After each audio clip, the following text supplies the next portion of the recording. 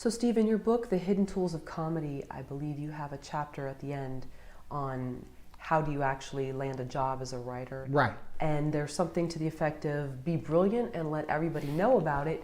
How do you do that without becoming Bill Murray? Well, okay. First Groundhog Day. People ask, how do you sell a screenplay? And the first part of that is be brilliant. Write a brilliant screenplay. Get your craft to the point where it's so good, people can't deny it. There's a small corollary to that, which is in comedy, it's great to have a great comic premise, the lie that tells the truth. If you have a great premise, something that's so delicious that makes other people want to see that movie, have the movie start to happen in their own imagination, that's a great selling tool. That's basically the story of Groundhog Day, where the original script, not as funny as what you end up with in the final film. The structure is all different. The character is very different. In the original draft, the character of Phil is just a nice guy. He's got no lesson to learn. He's just kind of stuck for 70 pages in this terrible time warp, and then he gets out of it. And so there's no, you don't feel the same cathartic sense of satisfaction as you do in the in the final revised draft. But the film had such a great premise, a premise that hadn't been overdeveloped, that it just made Harold Ramis want to buy it immediately. So if you have a great premise, a premise that no one else has thought of, or basically a premise that you have lifted from an earlier, and by earlier I mean way earlier, 1920s, 1930s film that hasn't been explored in a long time, that you can put your own twist on, your own take on, that's a great selling tool. But then, having done that, you need to make it brilliant. How do you make it brilliant? You make it brilliant by exposing it first to other people. Like we talked about, at another point, you want to hear your stuff read out loud. You want other people to hear your stuff read out loud, and you want to be open to that experience. By being open to the experience, what that means is don't have a Q&A afterwards. Give your friends wine and cheese, and have them.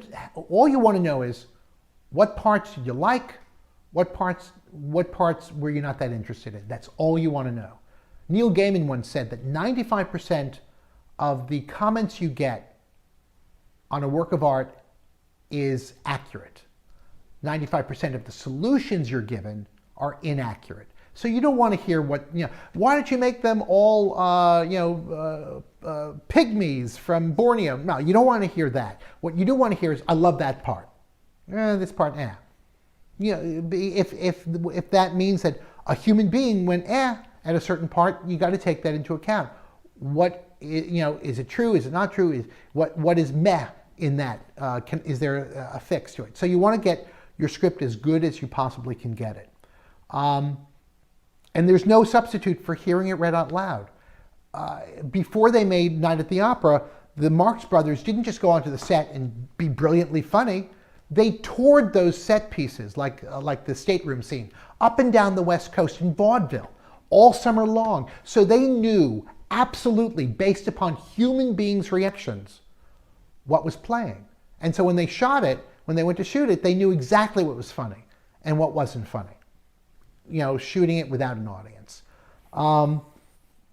Once you've done that, you then want to let people know about it. And how do you let people know about it? One way is you don't need to become Bill Murray, but you do need to lose all shame. And shame is, I used to go to high school with that person, but I haven't talked to them in 20 years. Oh, I can't just call them up. And why not? Why not just call them up? Because there's an important thing. This isn't as true in New York, but in Los Angeles is high school with money. What does that mean? That means that if you're a great transfer student, but no one knows you, you're not getting invited to the party. No matter how wonderful you are, no one knows you. So in Los Angeles, face-to-face is so much more valuable than some abstract, brilliant script. First, you need to let people know about it. Just a case in point, I was doing a project for HBO several years ago, and these comics from Montreal had written a script. I thought they gave it to me. I thought it was very funny. A Disco Inferno about kind of a spoof of all disaster films, and it centered around a disco that somebody had inadvertently placed or evilly placed, because the evil developer placed in what they thought was a dormant volcano. So Disco Inferno. They said, could you help us? So I said, well, I know some people, so I sent it around to some people. Didn't get much of a response. Then I met a guy at a party, a dinner party. I sat next to him for about 2 hours. We talked, made him laugh, he made me laugh. I sent him the script. He was working as a executive at some company. The script got optioned by these people. What's the difference? The only difference was he knew me. He met me. I was a nice guy. I was an okay guy. So he read the script knowing that, as opposed to just reading the script on its own merits, whether you thought it was funny or not funny. So that taught me the power of face-to-face relationship. Now, how can you create face-to-face relationship?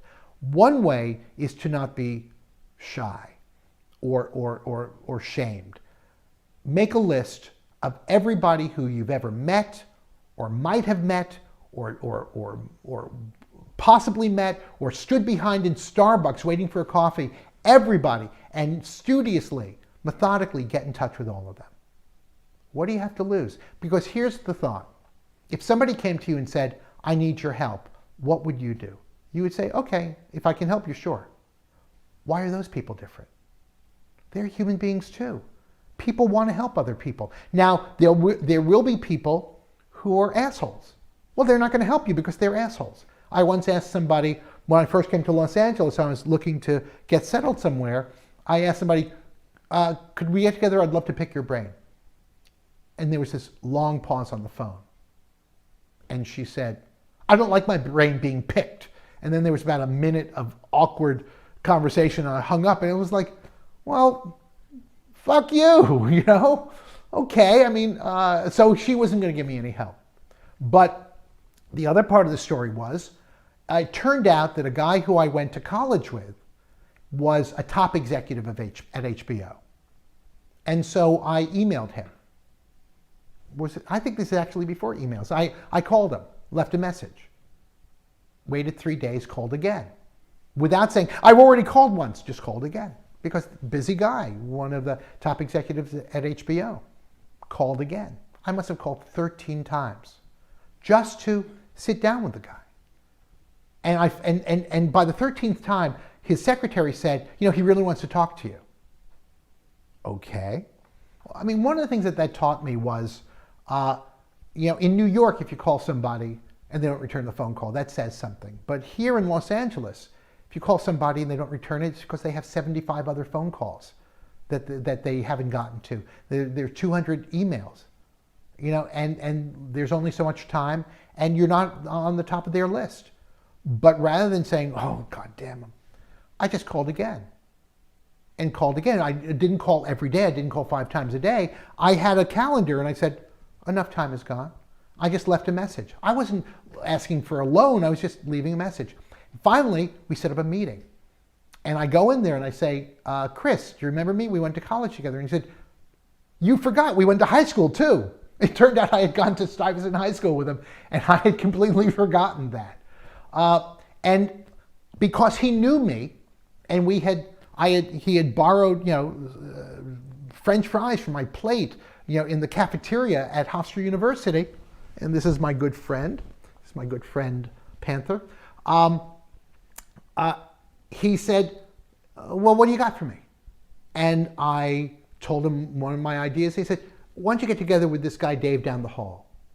And that started me in Los Angeles. And none of that would have happened if I had simply given up on the first try or second try. So what are writers shameful about? Everybody's shameful.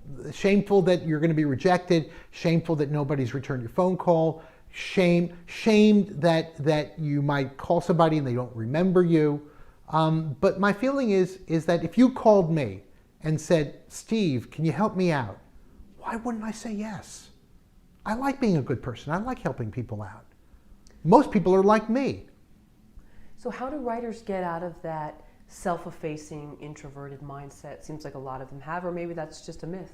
No, it's hard.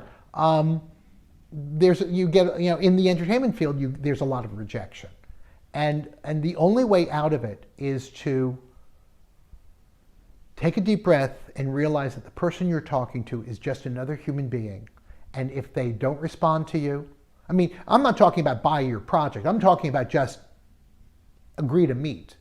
If they don't agree, if they don't want to meet with you, well, that says something more about them than it does about you.